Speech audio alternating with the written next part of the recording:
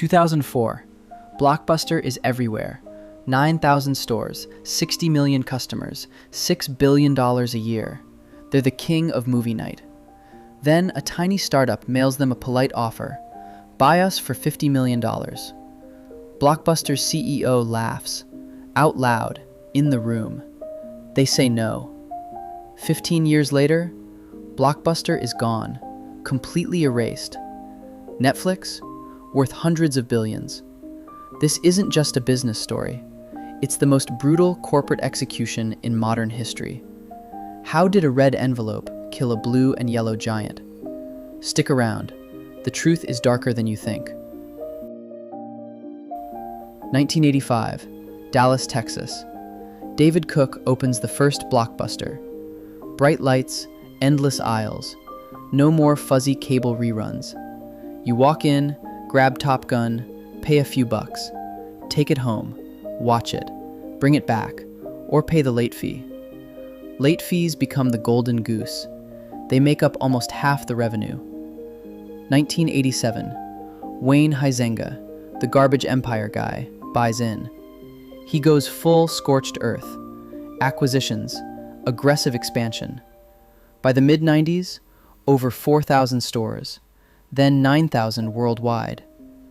Viacom buys them for over $8 billion. Blockbuster isn't a store chain, it's an empire. Friday night ritual for millions. Everyone knows the feeling. Lights dim, popcorn pops, be kind, rewind. Blockbuster owned the weekend. New releases behind the counter. You begged the clerk for that last copy of Titanic. They had power. Studios gave them special deals. They could demand huge numbers of copies. But cracks were forming. Customers hated late fees. Really hated them.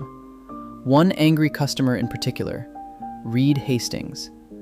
1997. He returns Apollo 13 late. $40 fine. He's furious. He thinks, there has to be a better way. So he starts Netflix. 1997. DVD by mail. No stores, no late fees. Flat monthly subscription. Pick movies online. Red envelope shows up in your mailbox. Watch. Mail back. Get the next one. Simple. Brilliant. At first, tiny. A few 100,000 subscribers. Blockbuster doesn't even blink. September 2000. Reed Hastings flies to Dallas.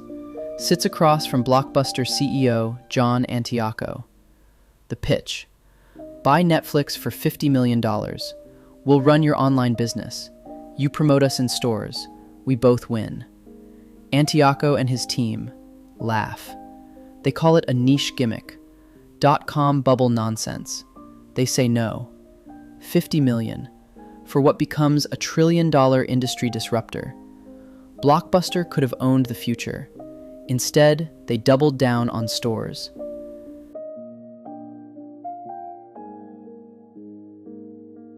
In 2004, Netflix hits 1 million subscribers. Blockbuster finally notices. They launch Blockbuster Online. Copy the model. But they keep late fees. They keep the stores. Heavy debt from a Viacom spin-off. Almost $1 billion owed. Then Netflix drops the bomb. 2007. Streaming. Watch instantly. No disc, no mailbox. Right on your computer. Blockbuster tries to catch up. They launch streaming too. But it's clunky. Limited library. Tied to their dying stores. Customers switch. Fast. Red envelopes arrive less often. Stores get quieter. Late fee anger boils over.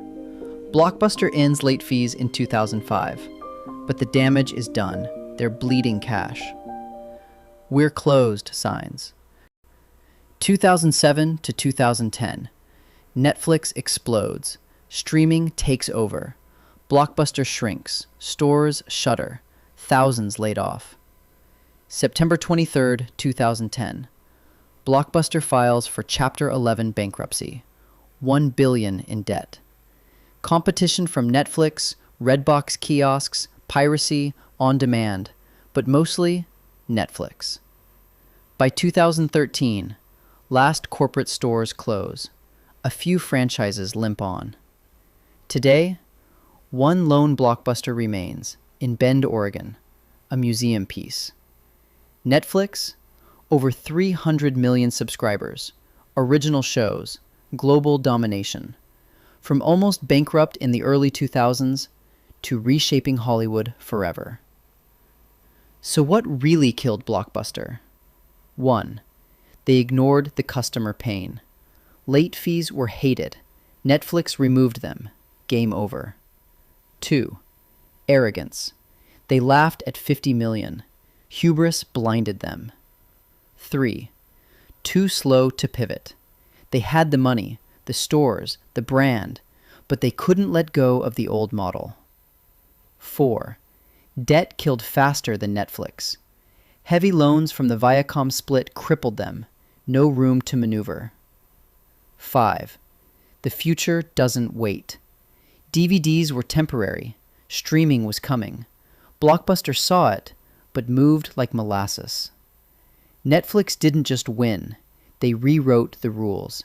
Convenience, no friction, personalization, endless choice. Blockbuster was the Friday night king.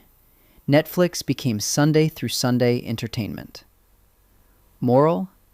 The biggest companies fall hardest when they stop listening to the customer and start believing their own legend. If this hit you, drop a like. Comment below. Subscribe for more brutal business stories. Thanks for watching. See you in the next one.